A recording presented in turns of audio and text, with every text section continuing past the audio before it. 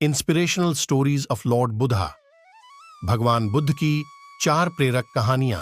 प्रेरक कहानी 1। बुद्ध और चक्षुपाल।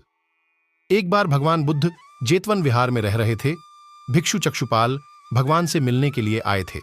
उनके आगमन के साथ उनकी दिनचर्या, व्यवहार और गुणों की चर्चा भी हुई। भिक्षु चक्षुपाल अंधे थे। एक दिन विहार के कुछ भिक्षुओं ने कुछ मरे हुए कीड़ों को चक्षुपाल की कुटी के बाहर पाया और उन्होंने चक्षुपाल की निंद करनी शुरू कर दी कि उन्होंने इन जीवित प्राणियों की हत्या की। भगवान बुद्ध ने निंदा कर रहे उन भिक्षुओं को बुलाया और पूछा कि क्या तुमने भिक्षु को कीड़े मारते हुए देखा है? उन्होंने उत्तर दिया, नहीं। इस पर भगवान बुद्ध ने उन साधकों से कहा कि जैसे तुमने उन्हें कीड़ों को मारते हुए नहीं देखा, वैसे ही चक्षुपाल ने भी उन्हें मरते हुए नहीं देखा और उन्होंने कीड़ों को जानबूझकर नहीं मारा है, इसलिए उनकी भर्त्सना करना उचित नहीं है। भिक्षुओं ने इसके बाद पूछा कि चक्षुपाल अंधे क्यों हैं? उन्होंने इस जन्म में अथवा पिछले जन्म में क्या पाप किए? भगवान बुद्ध ने चक्षुपाल के बारे में कहा कि वे पूर्व जन्म में एक चिकित्सक थे। एक अंधी स्त्री ने उनसे वादा किया था कि यदि वे उसकी आंखें ठीक कर देंगे तो वह और उसका परिवार उनके दास बन जाएंगे। स्त्री की आंखें ठीक हो गईं, पर उसने दासी बनने के भय से यह मानने से इनकार कर दिया। चिकित्सक को तो पता था कि उस स्त्री की आंखें ठीक हो गई हैं। वह झूठ बोल रही है। उसे सबक सिखाने के लिए या बदला लेने के लिए चक्षुपाल ने दूसरी दवा दी। उस दवा से महिला फिर अंधी हो गई। वह कितना ही रोई पीटी, लेकिन चक्षुपाल जरा भी नहीं पसीजा। इस पाप के फलस्वरूप अगले जन्म में चिकित्सक को अंधा बनना पड़ा। प्रेरक कहानी 2। परिश्रम और धैर्य। एक बार भगवान बुद्ध अपने अनुयायियों के साथ किसी गांव में उपदेश देने जा रहे थे। उस गांव से पूर्व ही मार्ग में उन लोगों को जगह जगह बहुत सारे गड्ढे खुदे हुए मिले। बुद्ध के एक शिष्य ने उन गड्ढों को देखकर जिज्ञासा प्रकट की, आखिर इस तरह गड्ढे का खुदे होने का तात्पर्य क्या है? बुद्ध बोले, पानी की तलाश में किसी व्यक्ति ने इतने गड्ढे खोदे हैं। यदि वह धैर्यपूर्वक एक ही स्थान पर गड्ढे खोदता तो उसे पानी अवश्य मिल जाता, पर वह थोड़ी देर गड्ढा खोदता और पानी न मिलने पर दूसरा गड्ढा खोदना शुरू कर देता। व्यक्ति को परिश्रम करने के साथ धैर्य भी रखना चाहिए। प्रेरक कहानी 3। अमृत की खेती। एक बार भगवान बुद्ध भिक्षा के लिए एक किसान के यहां पहुंचे। तथागत को भिक्षा के लिए आया देखकर किसान उपेक्षा से बोला, श्रमण, मैं हल जोतता हूं और तब खाता हूं। तुम्हें भी हल जोतना और बीज बोना चाहिए और तब खाना खाना चाहिए। बुद्ध ने कहा, महाराज, मैं भी खेती ही करता हूं।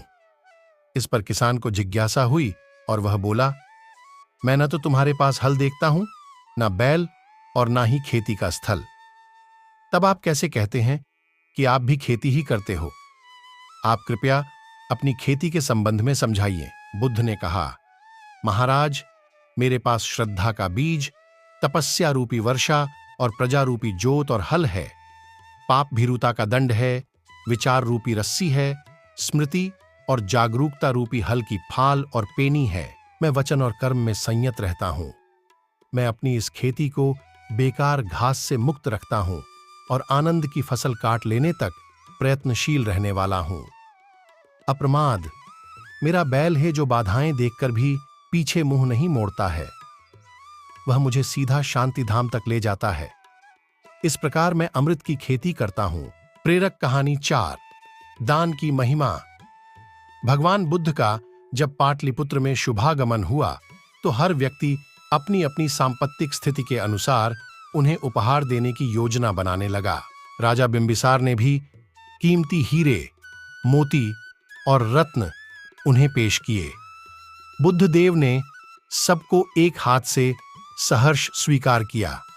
इसके बाद मंत्रियों, सेठों, साहूकारों ने अपने अपने उपहार उन्हें अर्पित किए और बुद्ध देव ने उन सबको एक हाथ से स्वीकार कर लिया।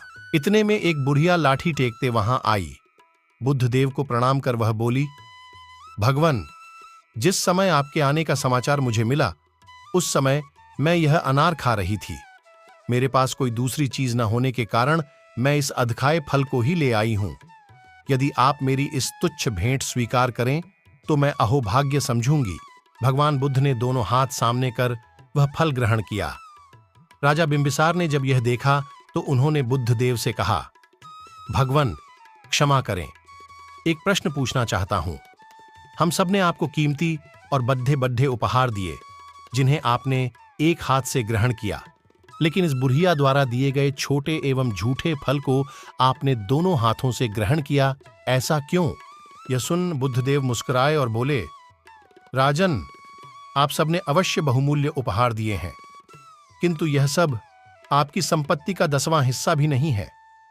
आपने यह दान दीनों और गरीबों की भलाई के लिए नहीं किया है, इसलिए आपका यह दान सात्विक दान की श्रेणी में नहीं आ सकता। इसके विपरीत इस बुढ़िया ने अपने मुंह का कौर ही मुझे दे डाला है। भले ही यह बुढ़िया निर्धन है, लेकिन इसे संपत्ति की कोई लालसा नहीं है। यही कारण है कि इसका दान मैंने खुले हृदय से दोनों हाथों से स्वीकार किया है।